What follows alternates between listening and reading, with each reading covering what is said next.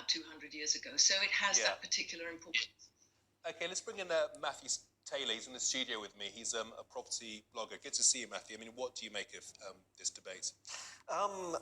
In terms of the recent developments, I think it's interesting because it's brought the sort of stuff to the forefront again. In the past, Greece has been a little tentative about making kind of bold moves in doing stuff, that they've preferred to go for kind of fairly quiet diplomacy behind the scenes. So something like this, which actually hits the headlines, is fairly rare. And there's been a tendency as well to treat things more as a domestic issue within Greece, that it's an easy vote winner, that any politician wanting to be elected can go up to the Parthenon and say that they're demanding the marbles back.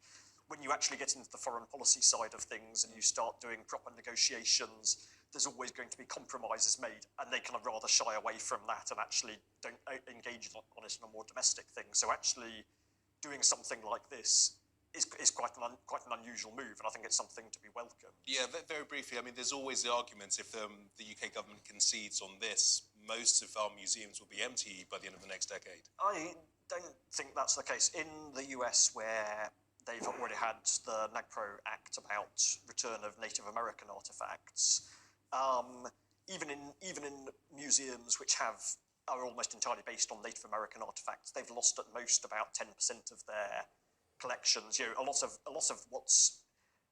the people that have artifacts, even if you're talking about the ones that are disputed, all they want is to be acknowledged as the rightful owner. Some people, they know they can't afford to care for them.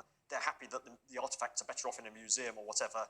But it's the matter of being acknowledged as the rightful owner and the circumstances of the acquisition of the artifacts acknowledged. The debates continue. Maria, Martin, thank you very much both for your time. Stay with us on Sky News. More in the next few moments.